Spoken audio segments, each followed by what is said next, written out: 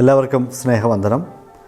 ഉൽപ്പത്തി പുസ്തകം 10-ാം അധ്യായത്തിലേക്ക് നമ്മുടെ പഠനം എത്തിയിരിക്കുകയാണ്. ടേബിൾ ഓഫ് നേഷൻസ് എന്നാണ് പൊതുവെ ബൈബിൾ പഠിതാക്കൾ ഈ അധ്യായത്തിന് നൽകിയിരിക്കുന്ന പേര്. വംശങ്ങളുടെ പട്ടിക അല്ലെങ്കിൽ ജനതകളുടെ പട്ടിക എന്നൊക്കെ നമുക്കതിനെ വിളിക്കാം. ലോകപ്രസിദ്ധ പുരാവസ്തു ഗവേഷകനായിരുന്ന വില്യം ഓൾബ്രൈറ്റ് എന്ന മനുഷ്യൻ, അദ്ദേഹം ഈ ഒരു അധ്യായത്തെക്കുറിച്ച് പറഞ്ഞിരിക്കുന്ന വാക്കുകൾ ഒന്ന് വായിച്ച് നമ്മുടെ പഠനത്തിലേക്ക് നമുക്ക് പ്രവേശിക്കാം. The 10th chapter of Genesis stands absolutely alone in the ancient literature. Without a remote parallel, even among the Greeks, where we find the closest approach to a distribution of people in genealogical framework. The Table of Nations remains as astonishingly accurate document. തുല്യതയില്ലാത്ത, സമാനതകളില്ലാത്ത ഒരു രേഖയാണ്, ഒരു പുരാവസ്തു രേഖയാണ് ഈ ഉൽപ്പത്തി പുസ്തകം 10-ാം അധ്യായം. പുരാതനമായ ഒരു രേഖകളിലും ഇതിന് സമാനമായ ഒരെഴുത്ത് കണ്ടെത്താനായിട്ട് സാധിക്കുകയില്ല. ലോക ജനതകളെ സംബന്ധിക്കുന്ന ഒരു ചരിത്രം, അവരുടെ ഉത്ഭവത്തെക്കുറിച്ചുള്ള ഒരു വിവരണം മറ്റ് ഒരു സാഹിത്യത്തിലും ഇല്ല എന്നാണ് വില്യം ഓൾബ്രൈറ്റ് അഭിപ്രായപ്പെട്ടിരിക്കുന്നത്. അത്രമാത്രം പ്രധാനപ്പെട്ട പ്രസക്തമായ ഒരു വേദഭാഗമാണിത്. മിക്കവാറും സാധാരണ നമ്മൾ ബൈബിൾ വായിക്കുമ്പോൾ കുറേ പേരുകൾ മാത്രം അടങ്ങിയിട്ടുള്ള ഇങ്ങനെയുള്ള ഭാഗങ്ങളൊക്കെ ഒഴിവാക്കിയാണ് വായിച്ചു പോകാറുള്ളത്. പക്ഷേ എന്നാൽ ഒരു പഠിതാവിനെ സംബന്ധിച്ച്, പ്രത്യേകിച്ച് ചരിത്രത്തോട് താല്പര്യമുള്ള ഒരു വ്യക്തിയെ സംബന്ധിച്ച് ഈ ഒരു അധ്യായം അതിപ്രധാനമായ അധ്യായമാണ്. നോഹയുടെ 3 മക്കളായ ശേം, ഹാം, യാഫെത്ത്, ഇവരിൽ നിന്ന് ഉത്ഭവിച്ച 70 വ്യത്യസ്ത ജനവിഭാഗങ്ങളെക്കുറിച്ചുള്ള വിവരണങ്ങളാണ് നമ്മളിവിടെ കാണുന്നത്. ശേമിൻ്റെ സന്തതി പരമ്പരയിൽ നിന്ന് 26 ജനതകൾ, ഹാമിൻ്റെ സന്തതി പരമ്പരയിൽ നിന്ന് 30 ജനതകൾ, അതുപോലെ യാഫെത്തിൻ്റെ സന്തതി പരമ്പരയിൽ നിന്ന് 14 ജനവിഭാഗങ്ങൾ. ഇങ്ങനെ 70 ജനവിഭാഗങ്ങളുടെ ഉത്ഭവത്തെക്കുറിച്ചാണ് നമ്മൾ കാണുന്നത്. ലോകത്തിൽ ഉണ്ടായിട്ടുള്ള മുഴുവനും ജനവിഭാഗങ്ങളും ഈ സംഖ്യയ്ക്കുള്ളിൽ ഒതുങ്ങുമോ എന്നൊരു ചോദ്യമുണ്ട്.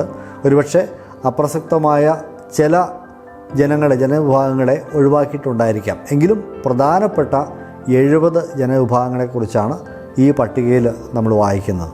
ഈ അധ്യായത്തിൽ വിവരിച്ചിരിക്കുന്ന ഈ പട്ടികയിൽപ്പെട്ട ഓരോ പേരുകളും, ഇപ്പോൾ യുബാൽ അല്ലെങ്കിൽ മാദായി, ഗോമർ എന്നൊക്കെ പറയുന്ന, അല്ലെങ്കിൽ പൂത്ത്, കനാൻ എന്നൊക്കെ പറയുന്ന ഈ ഓരോ പേരുകളെയും വിശദീകരിക്കാനായിട്ട് ഉള്ള ശ്രമങ്ങൾ പലരും നടത്തിയിട്ടുണ്ട്.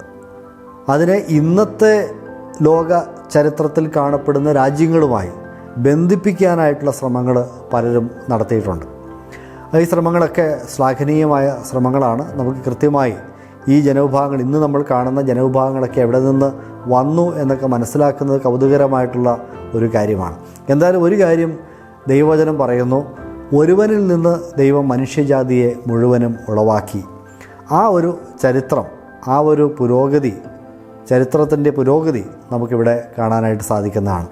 ലോകത്തിലെ മനുഷ്യർ വ്യത്യസ്ത സമയങ്ങളിൽ വ്യത്യസ്ത സ്ഥലത്ത് പരിണമിച്ചുണ്ടായതാണ് എന്ന ഒരു അബദ്ധ സിദ്ധാന്തത്തെ പാടെ തള്ളിക്കളയാനായിട്ട് നമ്മളെ സഹായിക്കുന്ന ചരിത്ര രേഖയാണ് ടേബിൾ ഓഫ് നേഷൻസ്, ഉൽപ്പത്തി 10-ാം അധ്യായത്തിലെ ജനതകളുടെ പട്ടിക എന്നത്. ഈ പഴയ പേരുകളൊക്കെ പഠിക്കാൻ ശ്രമിക്കുമ്പോൾ നമുക്കുണ്ടാകുന്ന ഒരു ബുദ്ധിമുട്ട്, ആ പേരിൻ്റെ തത്തുല്യമായ മറ്റൊരു ജനവിഭാഗം, ആ പേര് പ്രതിദാനം ചെയ്യുന്ന തത്തുല്യമായ മറ്റൊരു ജനവിഭാഗത്തെ കണ്ടെത്തുവാനായിട്ട് അത്ര എളുപ്പമുള്ള കാര്യമല്ല. കാരണം ഈ പേരുകളൊക്കെ കാലാന്തരത്തിൽ മാറിയിട്ടുണ്ടാകും. ഉദാഹരണമായിട്ട് പറഞ്ഞാൽ നമ്മുടെയൊക്കെ നാട്ടിൽ തന്നെ ഇപ്പോൾ ഇന്ത്യയെ സംബന്ധിച്ച് പറഞ്ഞാൽ ജംബുദ്വീപം എന്ന ഒരു പഴയ പേര് ഇന്ത്യക്ക് ഉണ്ടായിരുന്നു എന്ന് നമ്മൾ ആർക്കും തന്നെ അറിയില്ല. അപ്പോൾ അതിപുരാതനമായ രേഖകളിലൊക്കെ ജംബുദ്വീപം എന്നായിരിക്കും എഴുതിയിരിക്കുന്നത്. അതിൽ നിന്ന് പിന്നീട് ഇന്ത്യയും ഭാരതവും ഒക്കെ ആയിട്ട് രൂപാന്തരപ്പെട്ട ചരിത്രങ്ങൾ നമുക്കറിയാം. അപ്പോൾ ഇതുപോലെ ഓരോ ദേശത്തെയും ഓരോ കാലത്തെയും സ്ഥലങ്ങൾക്ക് പുതിയ പുതിയ പേരുകൾ വന്നു എന്ന് വരാം. ബൈബിളിലെ ഉൽപ്പത്തി 35-ാം അധ്യായത്തിൽ അവിടെ യാക്കോബ് പ്രയാണം ചെയ്ത ദേശങ്ങളെക്കുറിച്ച് പറയുമ്പോൾ ചില സ്ഥലങ്ങളുടെയൊക്കെ പേര് മാറ്റിയതായിട്ട് നമുക്ക് കാണാം. ഇപ്പോൾ ലൂസ് എന്ന് പറയുന്ന പട്ടണത്തെക്കുറിച്ച് പറയുമ്പോൾ അതിന് ബഥേൽ എന്ന പേര് കൊടുത്തതായിട്ട് നമുക്ക് കാണാം. പിന്നീട് ചക്രവർത്തിമാർ ലോക സാമ്രാജ്യങ്ങളുടെ ചരിത്രത്തിൽ ഈ ചക്രവർത്തിമാരൊക്കെ വെട്ടിപ്പിടിക്കുന്ന സ്ഥലങ്ങളുടെയൊക്കെ പേര് മാറ്റാറുണ്ട്. അങ്ങനെയുള്ള ഒത്തിരി ഉദാഹരണങ്ങൾ നമുക്ക് കാണാം. അപ്പോൾ ഇങ്ങനെയുള്ള പല പേരുമാറ്റങ്ങളും ചരിത്രത്തിൽ സംഭവിച്ചിരിക്കാം എന്നതുകൊണ്ട് തന്നെ ഇതിനകത്ത് വിവരിച്ചിരിക്കുന്ന ഓരോ പേരുകളും ഇത് ഇന്നത്തെ കാലഘട്ടത്തിൽ ഇന്ന സ്ഥലമാണ് എന്ന് പറയാനായിട്ട് നമുക്ക് 100% സാധിക്കുകയില്ല. പിന്നീട് ഉള്ള ഒരു കാര്യം നമ്മൾ ചിന്തിക്കേണ്ടത്, ഇപ്പോൾ ഈ അന്നത്തെ കാലത്ത് ഈ മെസപ്പൊട്ടോമിയ ഏരിയയിൽ അതുമായിട്ട് ബന്ധപ്പെട്ട് അല്ലെങ്കിൽ ഈ മെഡിറ്ററേനിയൻ ആ പ്രദേശങ്ങളിൽ മധ്യപൂർവ്വ ഏഷ്യയിൽ ആ പ്രദേശങ്ങളിൽ നിന്നാണ് ജനങ്ങൾ മറ്റ് സ്ഥലങ്ങളിലേക്ക് മാറി പോകുന്നത്.